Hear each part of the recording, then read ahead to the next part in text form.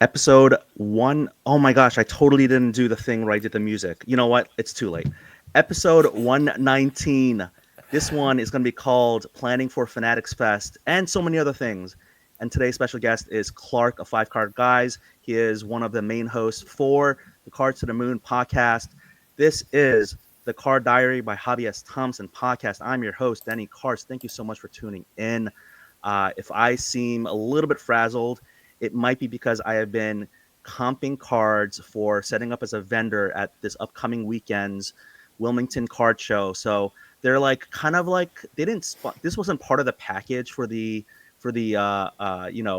deal for going to them. I'm not going to be a show ambassador. I'm going to be a vendor, but I'm making content for that show. So in a Nice. way, I'm trying to give them exposure. So this one I do plan to release the Friday before Father's Day weekend. We're recording this Thursday night, June 12th, and I want to give a shout out to the promoter, Chris, and the Wilmington Card Show. If you're in, I don't know, maybe like a 3-4 hour drive distance of Wilmington, North Carolina, come to the Father's Day weekend show at Wilmington Card Show. You can find more information. You can DM me. Actually, DM them. Carolina Collectors 23 or Carolina Sports Promotions. I get too many. I get in trouble with too many DMs. But anyway, I am so glad to have uh, really someone who I admire, who is a great podcaster, interviewer, who has been doing the Cards to the Moon podcast for such a long time.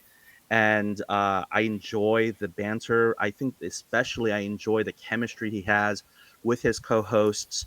I mean, it's a rotating table and cast, but they're just fun-loving. I mean, I have never met a Canadian person that I didn't end up really liking. So, Clark, welcome to the show. You're too kind, but I'm happy to be here, and I'm excited to talk about cards and whatever you have planned for us. I said I'm an open book, so Yes. yeah, let's do it. So yeah, this isn't your first time. For people who have been listening for a long time, we recorded. Now I don't remember the exact episode number and exactly when we did it, but you were on the podcast in the past. I've been on your podcast. Yes, you Again, have. you are very. I don't know if I can ever appear, and if I ever do come on your podcast, I cannot do any quiz show stuff because I am like 100% undefeated. I've gotten every question right, That's even the true. hockey ones. So You I do can't I well. can't do any more questions. So Uh, um, no, but today we're gonna have a really great talk. I mean, we're both going to Fanatics Fest, which is next weekend, yep. and we both interviewed the CEO of Fanatics Events, which I got to stop saying the CEO of Fanatics Fest because they're more than just Fanatics Fest. Right. Lance Fensterman, Hmm. right? So let's start there. I mean, Sure. how did you feel like your interview went with Lance? And then we'll talk about what our plans are for next weekend. Sure, yeah. I think my interview with Lance went pretty well. Like, whenever I go into interviews and maybe I have a little bit of experience as a former journalist, I'm always prepared for the worst. You never know if the subject you're interviewing is in a good mood or bad mood, if they're going to be, if their answers are short and curt, or if they're going to be very friendly and hospitable and welcoming. And I found with Lance, it was the latter. He was very, into the interview right away. I don't know if you felt the same way, but that's the way I felt. And I felt right from the start, just the way he answered the initial question and throughout, I was really comfortable just throughout the interview. So yeah, I thought I was able to ask all the questions I wanted to ask in terms of the upcoming Fanatics Fest event and even some of the things that they could improve on. And I think overall it went well. Yeah. Did you get a 20-minute time slot like I did? I think it was a 30-minute time slot. 30. Oh man, favoritism. Okay, it makes sense. No, it's funny. I won't name who it was, but there was someone who had a 20-minute slot before me, and they went over, and they went 30 minutes. So then Oh, I was getting geez. texts from his one of his assistants, being like, he's just he's taking a little bit more. He'll be in a minute. He'll be there in a minute, and but they didn't cut my 20-minute time. But I did feel a little bit of pressure just to make sure we adhere to it. Right. And then I talked to some people. They're like, look, they'll cut you off if they got to go, but you just take as much time as you can. So I got Yeah. to learn to like not be so accommodating and nice maybe, but he was definitely my biggest guest. I mean, from a stature in the hobby standpoint, like Yeah. nothing against the guests I've had in the past, but like that's a big get, right? For For you guys sure. and myself. Absolutely. Yeah, no, I was pleased to be able to, for their PR team to reach out and yeah, I was, excited actually just to really connect with Lance in that way, and yeah, took advantage of it for sure. Yeah, and I felt that it went really well. I again, there are some people I've had on the podcast where it's like pulling teeth or it's kind of Right. short answers, and it's like I don't really. It's hard for me to kind of follow up and kind of get a good chemistry going, like because you have to like get instant chemistry, right? Yes. But for him, I definitely did the most research by looking up in his background, but I didn't have like I had probably like 5 questions, and I could only get to like 2 or 3, Oh, really? and it's just because the rapport building like we're doing right now. I mean, not that you and I have to build rapport because we've talked plenty, but Right.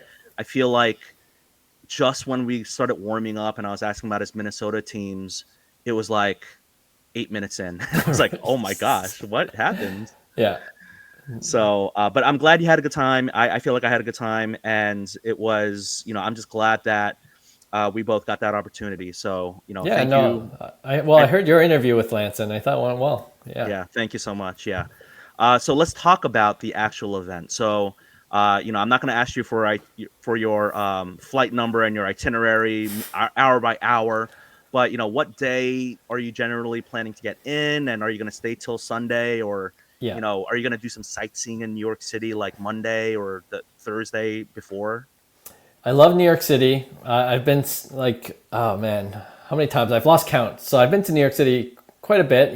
Being from Toronto, it's only an hour flight, right? And I actually was in New York City with my family, my wife and 2 kids, just last year, just as a kind of a short family vacation. And it's always a good time. But just like last year, I was in and out in terms of going into Fanatics Fest, settling into the hotel, going to the show, and then I left pretty much early Sunday morning just because I had to be home at that time. And this year it's going to be the same thing. I'm actually flying in Friday morning, really early, Oh, dropping off my luggage at the hotel because mm-hmm. my room won't be ready by then. Right. And then I'm going to go right to Fanatics Fest, pick up my media credentials, and then just go from there. And then Saturday, I'm going to be there full day. So anyone that wants to meet up, I'd be glad to say hi and chat. And then Sunday morning, just like last year, I'm leaving first flight out or second flight out. Yeah, Sunday early morning. So that's the plan.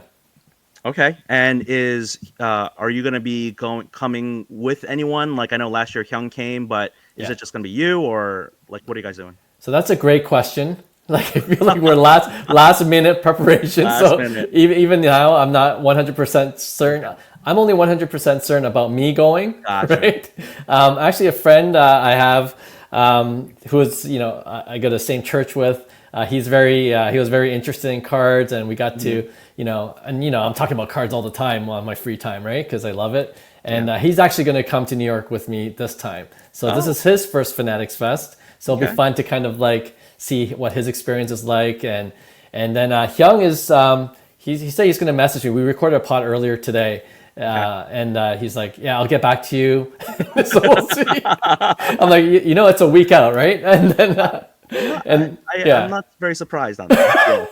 Yeah, that's Hyung. That's it. He gets things done. It might be right really close to the deadline, but so he might come. And I don't know if you've heard Roy. He's been on our pod. He's Pokemon. He's our resident Pokemon guy on our podcast. Yeah. So he might come as well. So those guys are maybes.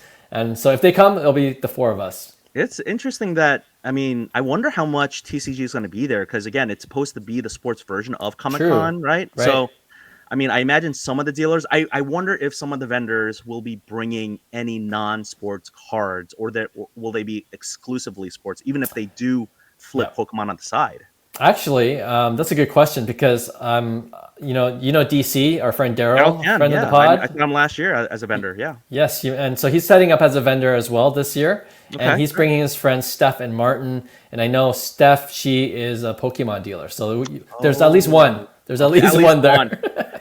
I've been one of very few vendors or pop-up vendors at like a Pokemon heavy show, and I thought it wasn't great because like there just wasn't a lot of people. Like even though it was advertised as like a 50-50 Pokemon and sports, but the promoter, and I won't say who it was, but they were like, well, you must have done well because you're one of the only few, right? And then it kind of came to the thing where I was like, well, there's not a lot of inventory, there wasn't a lot of transactions, there just wasn't a lot of like sports buzz. It was packed.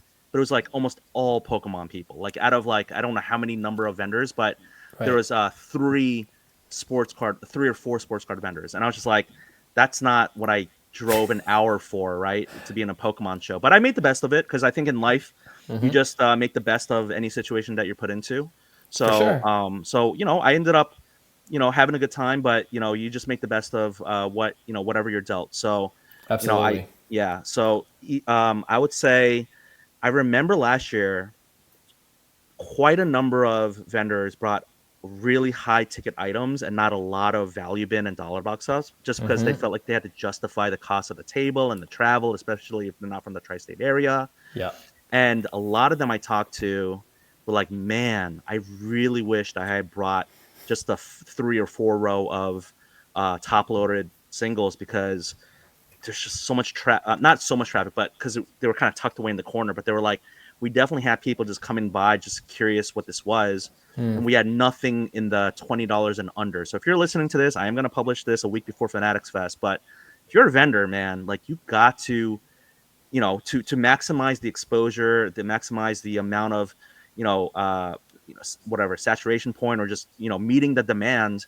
It might make sense just even if it's just like some cards that are like under eBay standard envelope $20, just to bring them, just to see if you can, make some sales that way. Like I'm glad you brought this up because I don't know if this is a hot take for some people, but I think it's more beneficial to bring mostly cards within the $50 to $100 range. You know what I 50 mean? to Like, 100. or Sweet I mean spot. $25. I'm just saying under Yeah. 100, Yeah. just Yeah. Yeah. because Yeah. Sweet spot. I don't know when this episode's going to air, but I recorded one with DC earlier this week, and it's going Okay. to publish June 13th, so that's tomorrow. Oh, yeah. This is going to publish June 13th too. So Oh, we're going to perfect. have, So, yeah. you know what? If you're listening to Denny's Listen. podcast, come to our podcast, listen to Yes. ours. Yes. If you're Yes. listening to Cards to the Absolutely. Moon, go to Yeah. Denny's podcast afterwards because we're talking Fanatics Fest, okay?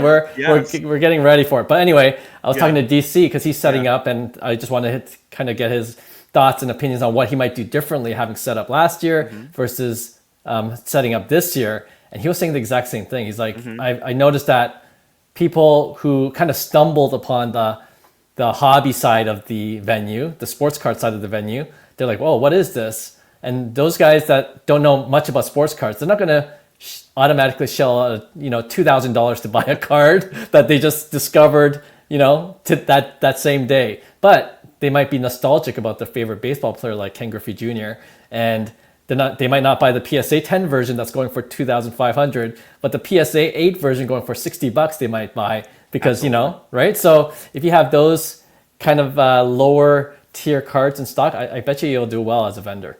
Yeah, I think so. And I hate to say it, but like some of those folks, likely, depending on which vendors they go to, like the mark. I mean, these people are not checking comps. So I hate to say it, but I think some people are going to be like quote unquote taken advantage of, where they're going to just have a lot of people who just don't know how to look up comps. They don't know about comps. They don't care about comps. They're like, shiny cool card.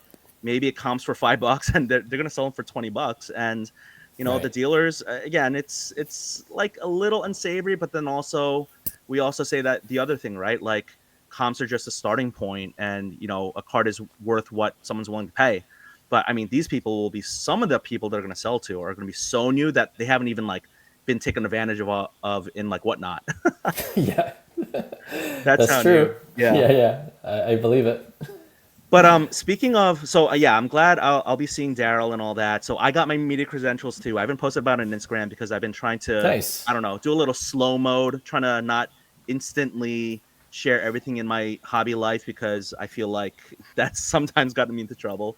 So I feel like, yeah, I guess I'm breaking the news to people who are going to be listening to this on Friday morning. But uh, I got media credentials, which is crazy, and I'm That's very like great. appreciative. But it's I'm gonna try to make the most of it. So I will be coming in. I think on Juneteenth, which is a federal holiday now in down here in America. So Thursday we're gonna be travel day, driving up, and then I'll be there in line for that line for the media pass. Friday whole day, Saturday whole day, and then Sunday maybe partial day, and then we'll go head back down. But I think that I don't know. We're trying to figure out how to drive. Like last year, I took a train, and then I stayed at a friend's house for free, like in Westchester County, which is like an hour and a half north, Right. and like that was miserable. So, I haven't figured out the lodging yet, Yeah. but I think we're gonna drive. We may try to drive into Newark Airport and park the car there, Yeah. but we're trying to figure that out. And when I say we, I'm I was gonna gonna ask. a friend in the hobby, not big on Instagram, not big like with a lot of social media stuff, but he's been a great kind of like new friend in the hobby, and he's just a really good dude. And so I'll kind of talk about him more in the future. But yeah, shout out to I think he listens to this podcast, but shout out to Rel for making the trip with me. So I'm very excited for that. Yeah. And I think last year, we met up right before the start of the event Right. at the hotel, kind of like the hotel bar or like the lounge area. Where we were And staying. two Yeah. two reasons I bring that up. One is I feel like this past year, since last Fanatics Fest, I've been trying to level up. I think we're all trying to level up, right? Get into cooler, more expensive cards. And yet I can't like get away from the low end. I feel like I keep selling low end. I dabble in low end. I feel like not that it's great margins. Some cards you win some cards you lose. But it's just such low risk, low reward. And I know there's a time value of money, but I mean, talk about like not stressing out over someone not paying, an eBay sale for like, $1,000, or like Yeah. someone shill bidding or doing shady stuff, or getting, completely dusted. And, because I've had my wins and losses at the that range, and it just makes you feel so bad when you take a loss. It's like the losses hurt more than the wins feel good. Right. Yeah. I think a lot of people will agree with you there. I Yeah. feel like that's kind of human nature too. Y- Right. Yeah, yes and no, because I feel like there's some people who, and maybe they're the ones who don't gamble or the ones who don't take big risks, but there are definitely some people who really enjoy the good, and they don't, the bads don't sting as bad. And I aspire to be one of those people, just not right now. It's just not in my nature to be that way. But Yeah. yeah, I Yeah. mean, but you had an Anthony Bourdain card, and you've talked about it in your podcast recently. Yeah. You I did not know the story when I saw it last year, that you had bought that like pre-pandemic, like right after Bourdain died, or even then it didn't like skyrocket up in price, but you bought it for $35. Bought it for 35 way before he passed. Like I was Oh, a way big before. fan. Yeah. Okay. So I was a big fan of No Reservations, his travel show, and just him in general. I remember him doing like a speaking tour, and he dropped by Toronto, went to his show live. So I was a big fan of Anthony Bourdain. And then, when I got back into the hobby, I was a fan of Allen and Ginter, just the quirkiness Yeah. of it. And I like celebrity type cards, and not just sports. So Allen and Ginter was one of those sets I really gravitated towards right away when I got back into the hobby. And then I found out Bourdain had one, and I just bought it, $35, And back in those days, I thought spending $100 on a card was expensive. Yeah, that's true. So That's so true. 35, I could do that. I could do $35 on a trading card, and then I just held. And then the pandemic happened, and then you just see crazy things happen from then on, and then one thing led to another, and then of course his unfortunate passing, Yeah. and then a year or two later, I just checked the prices, and it was 2K at that point. So Yeah. that's when I showed you the card at last year's Fanatics Fest. I again at that time, not that I'm like rolling in the hobby dough right now, or I have a money tree in the backyard that's growing money, but I I wanted that card so bad, but I could not get into that card. And likely, if I got that card, I would not have flipped it. But you did sell it to a vendor at Fanatics Fest. Yeah, But I know because you and I talked about it. But you showed me my Trout Bowman Refractor Auto yeah. rookie card that you were subbing to PSA, and like you had some monster cards, and I was just like, I I wish I could own that card one day, but I cannot. I would be over leveraging myself, and it would be too soon for me to get that card. Yeah. But that really motivated me. I mean, I think you've seen in my stories on Instagram, like where I like randomly would talk about, because he left an indelible mark on my life as well. Not like that, like I knew him, but like he had such a real, like he was so raw and so authentic, right? And that's kind of like Yeah. not what I aspire to. That's just who I am, and that's just my content. But it was so, I don't want to like romanticize the guy's life so much, but like it was such a whimsical adventure. He was so adventurous, and Agreed. I just wished I was like, man, one day like I'm gonna own that card and it's gonna be great. But I'm glad you got the price you did. I'm wondering what made you want to sell it. Yeah, great question. Because I was going back and forth, even about like bringing it. Do you know what I Yeah. mean? Like to the Oh yeah. show. So I'm like, you never know. And then I saw like if I could sell it for the last comp, that's a good flip. $35 to 2,000. I'm Yeah. like, and obviously if I told my wife that, she'd be like, yeah, sell it right away. Yeah. That Yeah. guy, True. and she knows I'm a Bourdain fan, even when we were dating. But I was talking about that speaking tour he came by, to Toronto that I attended with my now wife, and at those shows they sell prints or posters, Yes. and at that show they were selling on poster autographs. I was gonna say on card autograph, but on poster On poster. autograph Yeah. of Bourdain and the artist that drew this illustration of the perfect burger, and according to Bourdain. So I bought that print for $60, and I framed it because it's in my kitchen right now as we speak. And I think that even last sold for like 1,500, 2,000, just Oh my because God. it's Yes. rare. Right. But I'm just saying this story because I have that. I'm not going to sell that print that's in my Got it. kitchen hanging up. So I have something to, like if I didn't have that, I probably wouldn't have sold the card. Let's just say that. Do you know what I I mean?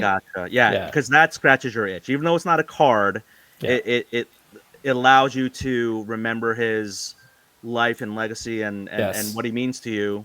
You have a physical representation of him, but not in a 2.5 by 3.5 card. Yeah. It's a memorabilia, right? So yeah. Yeah.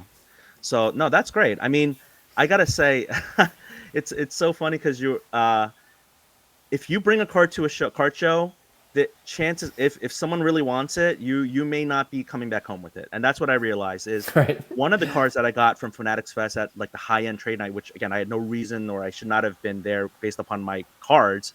It was at Bleecker Trading at Fanatics Fest, and Yeah. I was able to trade up into a I hope I remember exactly right, but it was 2007, 2008 Topps Chrome LeBron James out of 99 PSA 9, and I actually acquired it from Lane, the owner operator of 130point.com. Oh wow. Okay. And so it was really cool. Uh, and I ended up, and I regret it now, but like I ended up selling that card, and I only made like 100 or not even $200 profit on it. But I sold it for $2,000, and Yeah. at a local card show, and it was from a LeBron, someone who's a huge LeBron fan. And in my head, I'm like, should I bring it? Should I not? But as soon as I said, like, hey, I'm trying to sell this for $2,000, because the guy was like, oh my gosh, I love this card, and look at my LeBrons, and he had monster LeBrons. Yeah. He tried to like work me down from 2000 to like, he's like, oh, last did this and last did that, like 14, 16, and I'm like, I don't mind keeping the card, Yeah. right? And then I said, I wonder if, because it was true, he was the very first person who saw the card, and I said, I might shop this around and might try to get more than 2K, but I do not want to go any below 2K. And it wasn't like me trying to squeeze him or extract more money. It was like, I'm into the card for like 18 or 19. Doesn't matter if the last comp is 14 or 16, but I would rather just keep the card. And so, but Right. once I brought it, and his friend really like strong armed him, being like, stop playing around, just buy the card. Yeah. And he actually ended up buying the card for him and just flipping it on his own friends, which is funny. But he was like, stop messing around. Like, you don't see cards like this often. So Yeah. in my head, should I see a similar situation of a 2K card that I really know that I want, and it would be like part of my, I don't know, not PC. Yeah. Like pseudo forever PC, that whatever. Sure. But I'm glad to say that I would be ready to be able to make that type of move. But it's really like, you inadvertently like kickstarted me to like just try to, get more serious with like the transactional side, so I can have more hobby funds ready for cards like that. Yeah, no, for sure. But I always ask just to kind of play devil's advocate a little bit, and I tell this to my wife too. Like when she goes hums and haws about something she wants to buy, and it's like, and then when it's gone, she feels like she should have bought it then. I wonder if it's a psychological thing. You know what I mean? Like if it's always available, or if it's available and you get it some other time, you don't want it as much. But when someone takes it, you're like, oh man, I wish I bought it. You know what I mean? So I wonder how much of that Yeah, factor comes into totally. play. I agree with that. Yeah, there's definitely that regret, remorse that starts like, it's like it needles you, or it like gets Right. into it gets into your craw. I totally get that. Yeah. No, but what was I gonna say? There is actually, I saw early today when I knew we were recording. There is on eBay, and I won't pull it up here and do the share screen thing right now. But there's a card on eBay. It's an IP in-person auto Hmm. Bourdain, not that card. Which again, he touched the card. He autoed it. Yeah. Beckett slabbed it, authenticated it. It's real. All this stuff. Hmm. It literally is kind of like the regular Topps Allen Ginter base card Yeah. with his IP auto, and it says to Karen. And I love it's. I'm not gonna buy the card. I think it's like $900, but Yeah. or best offer. But part of me thinks it's a great inscription or personalization, because think about the type of people who complain to chefs at restaurants being like, this food is terrible. It's like, may I see the Karen? No, it's the American Karen, Yeah. at a restaurant, right? I mean, Yeah. Canadians have Karens? Yeah. Yeah. I feel like that's a North American thing, if anything. Oh, Yeah. okay. I have a I friend named Karen who's like, oh man, I wish, they didn't make Karen the representative of Yeah. that type of person. But yeah, I know it's such a bad. I mean, it's a good stereotype, but it's a stereotype that I've never seen a Canadian angry. That said, I've seen this one video, and I don't even know if I should talk about it. There's a lady. Okay, let me just say this because it's really graphic and not safe and all that stuff. There's a woman in a Tim Hortons who is very upset. That's all I'll say. We can talk offline about it. I've seen a video of a woman in a Tim Hortons being very upset. Some people listening are gonna say, "I've seen that video." yeah, I used to watch. I used to be on the website Deadspin, all that stuff. Like, I don't know if you, as a journalist, like if you remember Deadspin. yeah, I do. God, it was so good. Deadspin was so great. Um, but yeah, that's all. So let's move on. Let's talk about Canada again. Just kind of weaving things in and out here. Hmm. I recently reached out to you to come on to talk about Fanatics Fest and all that, but you had a really great interview talking about the Bourdain card, talking about just shipping with Canada. That really I wanted to kind of delve into a little bit more, and that's how shipping it's cheaper to ship to America than it is to ship across territories or counties in Canada. Is that right? Yep, it's all because of Canada Post, which is what we call a crown corporation, so very government funded. And I'm just like the states, anything government funded, there's a lot of bloat, a lot of red tape, and it's unnecessarily. People are going to call me. It's like, oh, you just like private everything, and you don't support anything public, right? Mm-hmm. But there is a line where it's just too expensive for no reason, and one of those things is if you want to ship from Toronto to Vancouver, it costs like 15, 18, $20 in that range. Okay. And you don't even get tracking. At least with USPS, you get tracking with everything. You got to pay extra for tracking, and you got to pay extra if you want it there a couple days earlier. And when I say extra, it's not even like $1 or $2 more. It's like $5 to $10 more. And it just keeps adding up. So I joke. I think I joked on one of my podcast episodes where if I do sell something on eBay and I see it's a Canadian buyer, I'm Yeah. like, oh man, I wish it was an American buyer, like, because you got to, and I just do flat shipping rate, right? Like I don't want to Okay. do the hassle of like making the Canadian, if you're from Canada, I'm going to double the Oh my shipping, gosh. I just do everything flat. So, It, yeah, I lose a little bit of money, whenever I ship to some other fellow Canadian. But for the most part, though, most of my the cars that I sell on eBay are all American, and that's another challenge altogether as a Canadian. Interesting. So I don't know if it's exactly this episode, but I think it was maybe the May 2nd episode from your podcast with Paul Hickey. Is that the one where you guys talking about Yes, I Canadian think Post? so. Okay. Yep.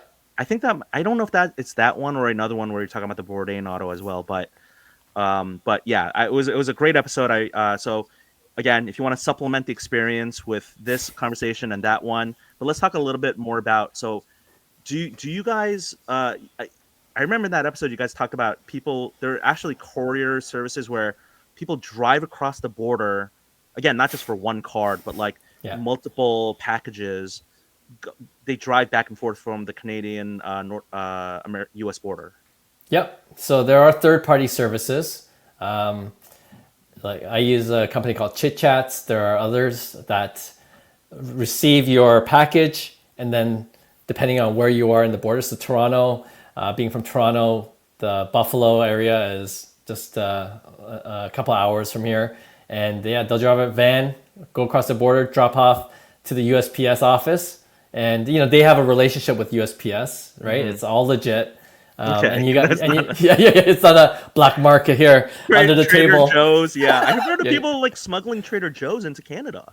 Trader Joe's it's the tote bags. It's crazy, Yeah, man. It's yes, crazy. you know it. Yeah. I actually saw IG reel, but it's true. It's like, and I feel like we want it because everyone else wants it too, and you can flip it right for a I lot of think money. Friday night of Fanatics Fest next weekend, Clark and I are gonna go to Trader Joe's for dinner and buy the tote bag so he can fund his trip back. I mean, yeah, it's If insane. they're available, I'm sure Yeah, they're sold right. out by now. Yeah, Oh yeah, my gosh, yeah, it's like the Erewhon. That's like the newest. I don't live, I don't live close to one, or I don't know much about it other than like the whole yeah. California influencer scene. But Erewhon, it's like insane. I mean, they just do it. I feel like they do it to mess with people, and they know that they can do it. Just like It's so. I believe it. But anyway, just to close that story loop, essentially you just pay the USPS rates, right? And Okay. a little bit extra, and it's so much cheaper than, like I said, shipping within Canada using Canada Post as the service. So Okay. So not to, I mean, I'll plug. I mean, I've never used them. I've just heard of them. But let's. Do you or other people use a service called like Ship My Cards? we use something that's similar to Ship My Cars. There's Fish is Fast. I don't know if you heard that. There are a couple others, even when I was doing research. So there are more than a few that offer. Wow. How they bill it, especially if you're outside of the U.S., is you can shop online internationally in the States and Europe and across the world, and Okay. then you ship it to a U.S. address, right? Uh-huh. Essentially a PO box, Yeah. and then you get the savings, I guess, through consolidating all your Yes. purchases into one box, and then you Yes. still got to pay taxes and duties, but it depends on what you declare and things like that too, right? Right. And there's insurance as well, so there's a little bit of risk, but at the same time, the savings in consolidating anything you buy online could be worth it, because honestly, if you go to ebay.ca, which is a Canadian version of eBay, okay, Mm-hmm. and you have a Canadian address, and a lot of the cards that you want are in the States. Most of the sellers and buyers transact in the US. There's no denying it. Yeah. But if you have a Canadian address and you buy it from a US seller, you just look at the shipping cost. It is extraordinary. Yeah. It's like 30, 40, 50 bucks sometimes just to get Yes. it to Canada. And then there's like, oh, you're responsible for duties and taxes. And Yes. so that's what I mean. If it's a big card, sometimes it's worth going to one of these third-party services where, you pay the $5 shipping rate that all other Americans pay, and then you pay a little bit more, a little bit extra to get Yeah. it across the border, which is not Gotcha. usually 50 bucks directly from eBay. I One tip. I really. I mean, if you are selling on eBay in the U.S., make your listings available internationally, because people who are in other countries, it's just more eyeballs, more Yeah. bids, more people who want to buy the cards. They will figure out the way on their end to minimize the shipping. But there's some people who are so afraid to just be like, oh my gosh, I don't want to, I don't know how to do all of that. I'm just going to make it only available domestically. And it's like you are losing um, a non-de minimis number of people who are going to be able to see your cards and potentially buy them. I've shipped to China straight through eBay. I do the shipping label. It costs them $30. It costs me $30. Like it just zeroes out on my end. Yeah. And I mean, not to stereotype, but it was a Yao Ming card, and they liked it and they bought it over comps. So, Hmm. if I had not made it available to the buyers in China, they would the card might have sold under comps in the U.S. Domestically, but the buyer was like, I'm going over comps and I'm paying $30 in shipping. Now, if that buyer, internationally was like, I have a vault, or the PSA vault, or Yes. I have some sort of arrangement with Ship My Cards. I will consolidate that with three other. I don't want to just say Yao Ming.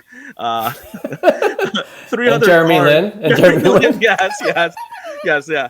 Just Yao Ming, Jeremy Lin. That's it. That's it. No one else. Yeah. They don't. Uh Yeah, huh. people in China they don't collect anything else. Maybe a little bit of Kobe and Stephon Marbury, but um, but they will consolidate it, and they know what to do. Like, people, I hate to be all US Mm, centric, but people know how to, and not in a illegal or shady way, but within the bounds and rules, they know how to right. handle it on their end. So click the thing that allows you to make your listings available internationally. That's just a small tip that I have for my podcast listeners here, because that will really, I think, you just never know. It doesn't hurt. I will say that. Okay. That's interesting. Yeah. I'm only Because selling to U.S. people though. yeah. No, but It's just ebay.ca, like that, if you don't make it available, like, it won't go outside to ebay dot, other country, AZ for calm even. Australia. Yeah. Yeah, yeah, all of that stuff. So, but no, thank you for sharing that, just about how it works in Canada. I was just so fascinated. Like, really, I was just like, man, people are driving across the border, and how does it all work? So let's talk about the scene, the hobby scene in Canada. It's not just hockey cards. You guys have a podcast where, again, Hyung does. He's in the baseball industry and the world. Yeah. Uh, Talk to us about the hobby in Canada. Yeah. It's not just hockey cards, but if I'm being truthful, if you go to Sport Card Expo, it's still predominantly hockey cards. Okay, okay, I'm not But coming. I no, told you to but convince me. hey, you didn't let me finish. Yeah, But yeah. there, but now it's becoming predominantly Pokemon. No, I'm just kidding. Yeah. Roy loves it. I do not. Yeah. Okay. I mean, all kidding aside, Pokemon, I'm sure everywhere it's Everywhere. Yeah, exploding, yeah, yeah. right? Not just in Yes. Canada. I'm sure in the US, I've seen those videos as well. So that's definitely happening in Canada as well. But I'm definitely seeing more diversity of cards in the bigger card shows here in Canada, right? So even when we started the podcast 5 years ago, Wow. one of our main complaints was, oh man, like, we're hockey fans, obviously we're Canadian, Yeah. but we still predominantly collect baseball cards. And then, other than DC, who has mostly baseball cards from his, in his booth, there weren't that many others. And now it's, yeah, you go to shows, there are several booths of baseball, football, basketball obviously is growing internationally as well. Yeah. Yeah. So it's good to see the trend continue, like, Okay. I don't think it's, well, I definitely know from talking with my American friends that it's nowhere close to where, the national is, or even bigger shows in the States, the regional shows where there's a lot of baseball. And, I've, even when I went to Fanatics Fest, I was amazed. I'm like, oh, this is my dream. The Yeah. baseball cards after baseball cards. I'm like, Yes. this is amazing. And actually, it was too much for me. I'm like, I don't even know where to start. Yeah. Yeah. Yeah. Usually in Canada, you're like, okay, I could go to this booth, and I'll make it to the seventh booth with baseball cards by the end of the day, no problem. Here, it's like, where do I start? And then like going through the bins. It's amazing. So yeah, for me, I guess it's what you prefer to collect. But if conversely, if you're a hockey fan, if you're in Florida, the Panthers are 2 games away from the Cup. Yeah. Man, it might be heaven for you in coming to the Sports Card Expo in Toronto. Interesting. Okay. So after hockey, and I guess also Pokemon, like, what would be that third ranked for sports cards? Would it be basketball? Would it be football? Would it be baseball? Like, what holds the third, fourth, and fifth ranks? If you had to, like, generally say, like, is basketball the least out of those three? Yeah, I think football would be the least Oh, actually. okay, yeah, Yeah, all right, because they have Canadian Football League, but they don't have. I mean, and they have the Raptors, but they don't have, like, the. Yeah, like, I could see that. Like, there isn't, like, the NFL yeah. penetrating the Canadian market. Yeah, and the Blue Jays are playing well too. So right? we've won this World Series a couple of years. So there is a True, strong Toronto baseball fan true. base. Yeah, So we have baseball, and there's even with baseball, you can find vintage baseball. There's always those booths in Toronto show too. So okay. overall, if you include vintage and modern baseball, and baseball obviously has the longest tradition in sports cards. So you're gonna just generally see more baseball cards in general next to hockey cards in Canada. But So, yeah. so I truly believe from a sports standpoint, basketball is the most egalitarian next to like soccer. You really need, you don't even need like, yeah, it'd be great to have like a one-on-one like an opponent, but you just need a ball and you need a net maybe, right? And so even then you can just practice dribbling. But with football to play an actual game like or baseball, you Yeah. can't unless you're playing like wiffle ball or you're playing like with just two outfielders and some weird rules. You need to have like people, especially if you're a kid, you need adults and parents to like create the league and play. Like you need to set up the field. You got to maybe get a permit, but you need 22 people on the field or 11 on the field and 11 in the dugout, or whatever, at the very least, right? Right. So, I mean, wait, did I do that right? There's not, wait, there's 11 positions, but there's nine in the, no, there's nine positions on the, why am I thinking 11? Is that Tell me about soccer? baseball. How does baseball work? There's nine positions Nine in the positions. field. Yes. There's nine in the lineup, unless you have a DH where they oh my gosh, this is I can't delete this episode, but that I cannot believe I just said 11. I'm thinking about football. That's why 11 men on the Okay. field. Football. Right. I just saved myself at the end there. Oh my gosh. You need for football, you need 11 on offense and defense. I'm not going to Yes. talk about the 52 man roster. Let's not even go there. But like, baseball, you need like 18 people, right? So like it's and there's so much more equipment, right? Basketball, like you don't need a headband, you don't need a shooting elbow warm up thing or compression shorts. You just need I mean I know people who play barefoot and it's terrible, but you just need a ball. And baseball, you need all this equipment. And so that's all said.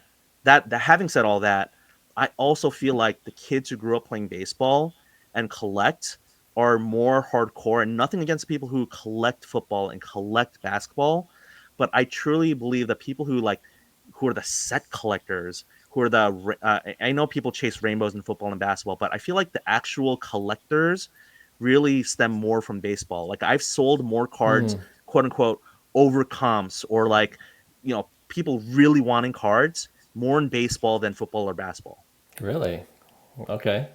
That's surprising to me a little bit. I don't. Well, not knowing a lot about the U.S. market in terms of what's transacted at local card shows, but So it's to me, it's not even like a hot take. When I see people flip and I see social media and people are posting these big cards for sale, maybe it's because I don't follow the baseball people so much. And I know there's the vintage and the ultra modern of yes. baseball, but I just see so many more football and basketball cards being flipped on other people who I don't even know if they like those players. You just flip them because they're like, oh look, it's Right. another, Kate Cunningham's hot now, so we're gonna get Kate Cunningham, and it's like everyone just goes where they want. But collector, I mean, just look at the long, quote unquote, long game in baseball. Collecting, it's Right. prospecting, right? Like flipping and prospecting are two very different timetables. Yeah, for sure, and that's why the rewards could be that much higher in prospecting in baseball. High risk, high reward kind of thing, right? And I think in one of our recent podcasts on Cars to the Moon, Hyung and I were playing. Was it a quiz show where I was quizzing him on gold refractor prospect autograph cards of different baseball players and how Yeah. much it's increased from the first sale Mm-hmm. to the most recent sale. Yeah. And some of these are like tens of thousands percent increase, right? Right. Like obviously the Otani and Mike Trout even, because Mike Trout in Right. 2009 you could get it for a couple $100, and a gold refractor is going for 50K. So as a percentage, it's ridiculous. And Yeah. Hyung mentioned this is why we prospect Yeah. for that potential upside, and you're not going to get that a lot from football cards or basketball cards, other than the elite. Right. I mean, I think that's why people like the stories or the collecting of Mahomes and Giannis. Again, I remember when like Gary V. I wasn't in the hobby at that time, but I hear about people talking about how Gary Vee was telling people to buy Giannis silver prisms, and like his market went up, but he went from like end of the lottery, like just a mid first rounder, to MVP, superstar, now champion, all that stuff. So Mahomes, same thing. Like his rookie year, he was on the bench, right? And Yeah. so like people just love the appreciation of the value, and that's why I guess by conversely, Zion, yes, he was super hyped in the beginning, but he just crashed because he never lived up to his expectations. So I think Right. it's an expectation level thing. Yeah, for sure. And it's when they have their rookie cards, what year they have their rookie cards too. True, true. Right? So if you bought during the 2021-22 season, everything was so hyped up, Right. and you got into Zion at that time. That's a pretty bad time to get into Zion, and even Ja Morant to a lesser extent. He has his off court issues, and that certainly Absolutely. impacted his card values. So Yeah. you He's never definitely know. not Canadian. I mean, he is not he is not one of these He's not people who SGA. He's not SGA. he's not actually, I was just about to say, yes. I mean, I don't want to talk too much about that because clearly I don't know my baseball, but I vaguely remember some of the names on that list were like for the Gold Refractor ranking Yeah. was like you had like I think maybe Aaron Judge and Mookie Betts Right. and Trout and Shohei. I can't remember who the fifth was, but it's Bobby like Witt. Bobby Witt. And just by getting one name wrong, just the whole thing was out of order. It's almost like playing Price is Right, where you get Yeah. one number and they're like, you got to scramble to fix the whole thing. Yeah. But it was really interesting. Again, depending on the year and the appreciation, Right. it's just again, you're either the top prospect in MLB and you're drafted first in the draft, and you're supposed to get to the majors or get to the show in less than a cup of coffee or the time, and then you have these people who are just like, I don't know, not like riding the bench forever, but like they just weren't coveted, Yeah, right? they're Like, just utility players, role yeah, players. Yeah, for yeah. sure. But yeah, Skeens, I mean, I think he was so hot because he just got called. I mean, he was just like, I don't know. I mean, I feel He's bad for him. dominating, Yeah, he's dominating, but on a bad dominating, but team. but Yeah, yes, yeah, on a bad team that can't get him run support. But I feel so bad because I mean, I think a lot of people are just like he's needs to be traded. He's got to be out of there. And the Pittsburgh Dick's Sporting Goods like we bought the Skeens, rookie debut badge to show off. But hey, no, I hear that's going to be at Fanatics Fest, so it I got to take is. a picture with it. That would be cool. Yes. No, we're definitely gonna hang out there. We're definitely going to grab hopefully a meal before you kind of jet back out. Let's try for sure. But yeah, and thank you for sharing with the Canada thing. So the last thing I want to get you out on, maybe just maybe 5 more minutes is Sure. it is Father's Day weekend, so I'm going to the Wilmington Card Show again. Shout out to them for having me down there. This weekend it is going to be June, I guess 14th and 15th. Yeah. And do y'all in Canada celebrate Father's Day? Yeah, of course. But I mean No, the oh, I shouldn't assume. no, because we're both Korean. Like Koreans have in Oh, I Korea, see.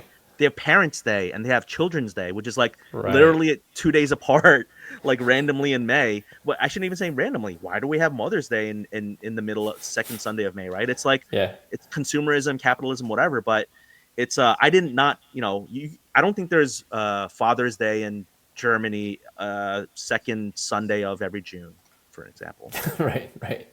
No, but I mean, I don't know. Maybe we're very much Canadianized, and at school they make you do crafts for Father's Day, and let's be real, Mother's Day takes the cake, right? They True. they get all the attention, and sometimes we joke that I even made a joke in the past. I'm like, oh, it's Father's Day. Yeah, it's kind of like Yeah. if you remember. But yeah, no, it'll be good. I know I have two boys, 8 and 4, and what I've heard from their teachers, they're working on Father's Day cards or craft. So I'll be expecting something crafty on Sunday. This is when Crafty. Father's Day comes around. Yeah. In America, and I'm sure in Canada, same thing where graduation happens right around this time. So it's like grads and dads, and it's so funny because in America, some schools end before Father's Day weekend, where it's like you're like, oh yeah, get your dad something, but after you're done with school here, we're not gonna help you make it. We helped you a month ago with Mother's Day, but yeah, Yeah. it's funny how I the American dad, it's the trope is like kind of like, celebrate mom by getting her flowers and getting her breakfast in bed and getting her spa treatment. Celebrate Father's Day by just leaving him alone. Right? It's like, just leave him be and let him just do nothing. And it's just like, man, I just the expectations are so low. But no, I love just that it's I don't know, just it's a little, I mean, do I even talk about this? I mean, I'm happy to say that I will be bringing my kids to the card show, and it'll be their first Nice. time watching me in action in a way. Yeah. And I'm a little bit worried about just kind of like doing vending plus them and all this stuff. Yes. But I talked to show promoter, and he's very supportive and wants them to run concessions and help out. And he has his own family, so I love the promoters who have like family support, and just it's really the heart and soul of a card show, as opposed to just like, oh, it's all everyone's flipping and transactional. Yeah. But I'm really excited for this weekend, and it is like a really, I don't know, it warms my heart to like think that they are going to be there for that weekend. Because initially I told the promoter, I was like, hey, I can't do it, it's Father's Day. He's like, bring them, come on. And I was like, I don't know, like social media and these trolls and the haters. And he's like, we're such a Yeah. good bunch. And they're it's a great bunch down there. So my older son really loves basketball, but he doesn't really like love cards. Like he like likes looking at them, and we talk about it a little bit, but he just doesn't have the hoarder collector gene like I do. I didn't pass it Yeah. down to him. And my younger son, he loves cards, but he loves more like Pokemon cards. Hmm. And like they both like play similar sports, but he doesn't like I kind of see the collector gene in him, but I know like they are they just like want to, my kids are like a little bit older than yours, Hmm. but like they just want dad, right? I mean, they just Yeah. want time with No. you. Totally. Totally. And even as you're talking, like my youngest son doesn't really. He's 4. He's going to turn 5, so he's pretty young still. But he knows that his older brother and dad like to collect cards and put them in boxes, and he just wants to kind of do what we're doing. You know what I mean? Yeah. Although he doesn't completely understand. And it was cute the other day when he's like, "Oh, do you want to trade?" And he's like trading Oh. a card that is mine already to give Oh. back to me. I'm like, yeah, sure. And then he'll ask me to trade again, but it's the same card. So it's like he kind of knows he's getting to know the vocabulary of trading, and Yes. right, and but doesn't know fully understand the concept. But he Yeah. knows that that's what I talk about, or even his older brother talks about, and he just wants to be part of that. So it's kind of cool that we have we're growing that hobby together, and I'm sure when he gets older and he understands, he'll have his favorite cards that he wants to collect. Just like my oldest son, he collects both baseball because I love baseball, and he likes to collect what I collect, and of course he's into Pokemon as well. He's that age, in that age group where Pokemon is everything as well. So he has his favorite characters. Hmm. He likes the top marquee players in baseball, Otani, Judge. He knows those guys, Okay. right? And like, okay, yeah, but we're not gonna get Otani cards now because it's too expensive. Yeah, It's right. let's wait until he goes in a slump. And we joked. I think it was in our last podcast with Hyun. I'm like, there's no buy low period with Otani anymore. Yeah. But anyway, that's yeah, it's kind of been fun doing that together with my two boys. So Judge and Otani for his sports side. What about for Pokemon side? What does he like? He likes Lugia. Yeah, Okay. and he likes Ogerpon. I never heard of that until very recently. Yeah, I don't know. He likes obscure. It works in my favor because he likes these obscure characters. Yeah, And then when yes. I go look for him to get, it's like, oh, it's just $1. It's like As opposed from to Pokemon, Pikachu dressed up as like Mario or like some other or, job, or firefighter. Charizard. Yeah, Yeah, yeah, yeah. yeah, yeah. No, yeah. So it works for me. But yeah, that's his two favorite, I think. So you got to tell him, yeah, don't go for Judge and Otani. Go for George Springer or Yeah, go for the like Jays, man. Go for the Jays. Come yeah, on. yeah. Come on. I mean, Yeah. I don't even know if Vlad Guerrero Jr. is as hot or expensive anymore, but I mean, is he still the best Blue Jay? Yeah, for sure. For sure. Vladdy and Bo Bichette's a close second, I would Oh, say. Bichette. That's Yeah. right. Okay, I Yeah. remember that name. Okay, so He likes wait, Vladdy too, though. He likes Vladdy. wasn't there another Nepo baby on the Blue Jays? It was like Biggio. Kevin Biggio used to be on the Cavan team. Biggio. Where is he now?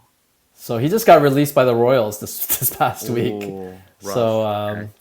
he's having a hard go. But yeah, those three, when they were on, they thought that those three Yeah, yeah. Nepo babies would be the core of the Jays. But we still got Bichette and Vladdy. So Okay. All right. Dante Bichette. I remember that name. Yeah. Dante, yes.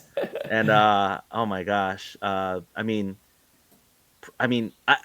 you see it in basketball too, right? I mean, just look at if you are able to, again, if it takes a village or it takes a lot of money and investment, and your parents have it, like Mm-hmm. yeah, you're gonna have every big NBA star, if they have a boy or even a girl like with like WNBA, they're just gonna be developing, and they'll have all the academies, they'll have all the best one-on-one coaches and personal training, and they don't have to eat McDonald's every night. They're just like they're one genetically superior because their parents have That incredible helps. genes, Yeah. and they have the money to be able to. So of course you're gonna get. I mean, not of course, but who knew that Steph Curry would be like the greatest shooter of all time? But like, yes, that's Del Curry, and it makes sense, right? But You know I what's mean, funny maybe, about that yeah, with Steph Curry? yeah, I think in season 1 or 2 of our podcast, I had a collector on, and he used to work for the Raptors when Del Curry was on the Raptors, okay, and he remembers a young Steph Curry just shooting at the at the arena, and he would yeah, like just pass balls to a young Steph Curry, right? So wow, even at that age, he's just shooting hoops, like when Del Curry's like just practicing before a game.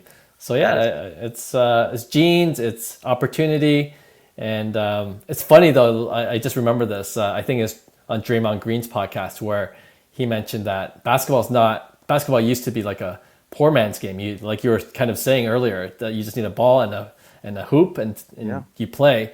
But nowadays you need trainers. And Draymond's like, I didn't know how to train properly until college, And now it's like you need to know how to train properly and then get that exposure, and then you learn different set plays, and now it's actually you need money to actually have a chance to really play in these upper leagues. But oh, it's interesting to see how times have changed. I am telling you, travel basketball. I mean, travel any sport. Oh, It just the money people. I'm gonna just say this because we are almost at the hour mark.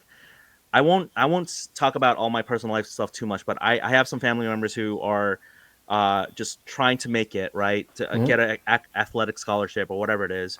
yeah, And there's a thing, I don't know if Canadians do this. It's called reclassification. Have you heard of this? no, So you know how like back in our day, if you got held back a grade due to school stuff, you were like it was like a scarlet letter, kind of like embarrassing, or right, you don't want that to happen, right? You don't want to repeat a grade in America, in youth sports world. yes, you There are some families who actually want to go out of their way to have their son or daughter held back a grade yeah, so that you are able to have a year advantage physically compared to your the grade the peers you're playing, because there's some right, leagues where it's age 14 and under, 16 and under, and there's some where it's like 8th grade and under, 10th grade and under. So you see it actually in kind of sports like lacrosse and hockey in America, where they're like, the cutoff is whatever date, birth date, or grade, and they're like, yeah, little Johnny, he's now almost like redshirting, but yeah, he's taking 10th grade again so that he could dominate I and get a have, yeah. scholarship. I have heard about that actually. Actually, it was on Malcolm Gladwell's podcast because it was from his book. Was it The Tipping Point? Or Yeah. Either that or yeah, Blink, but yeah, it's about January 1st. Yeah, I think with LeBron James hockey. was born on January 1st. Yeah, Well, it but yeah, makes sense. hockey. Yeah, he used a hockey example, and all the best players were born in the first 4 months of the year. And Yeah, then yeah. and then he revisited that recently in one of his more recent books to see the Hmm. stats. And guess what? Hockey teams predominantly first 4 months of the year still. Like Yeah, it hasn't changed still. after 20 years. And then he was saying he didn't mean for this to happen, but he said exactly what you just mentioned, that now parents are holding their kids even back a couple of years, which is Oh my ridiculous. gosh. Which is ridiculous, right? 2 And years. and then and this is going off the rails, but whatever. We're at the hour point, so Yeah, yeah. he said like the Australians are known for their swim teams. In the Olympics Yeah. they dominate, Yes. Yeah. and they have some kind of system where it's almost like they grade on a curve. So it's not just like you have 13 to 15-year-olds compete together, and obviously the 15-year-old is going to dominate because their muscles Yeah. are more developed.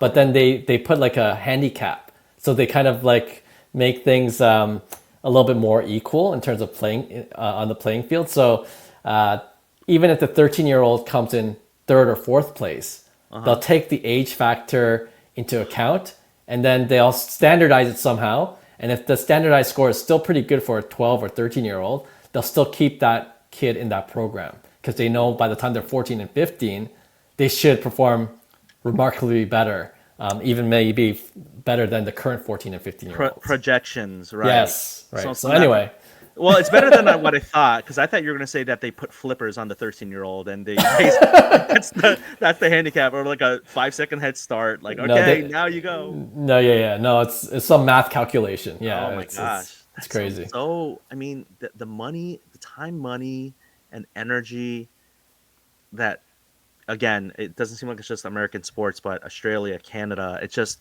we all just want the best for our kids, and we're always looking for any legal advantage or edge, and sometimes I guess illegal, but I wanted us to at least touch on that subject or topic. I didn't think we were going to be talking about youth sports like this, but again, it being Father's Day and Yeah. knowing that you collect with your son, I'm gonna have to try to see if I can find some.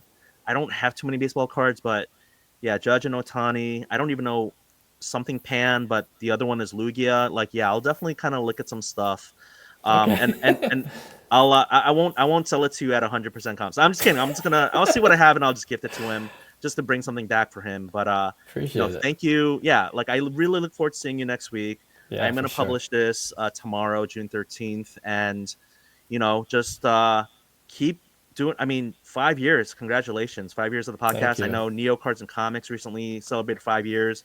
It seems like there's Amazing. definitely folks who 2020 was the time to like I'm so appreciative that you have a podcast where I get to kind of enjoy it and just on a commute or just doing chores, and I do love this medium. Yeah, I it's the got best. I kind of got away from it, but I'm trying to get back to it because it's just something that I like making content that I like listening to as well. So No, thank you for that, and I appreciate you, Denny. And it's cliche, right? But the hobby is really more than just cards. It's what makes it amazing is all the people you meet along the way too. So Yeah. that's what I like about Fanatics Fest too, or in card shows in general. It gives you that opportunity to connect, and I think the last Fanatics Fest was when we first met in person, right? yeah, absolutely. But then it didn't seem awkward, like it felt like we didn't. already knew each other. Yeah. And it just kind of right off the bat, we were talking about cards, we were talking about life, and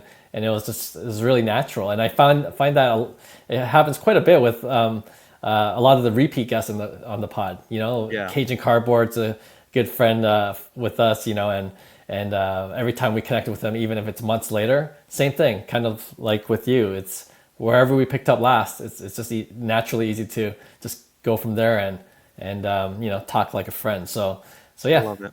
I love love the it. hobby in that way.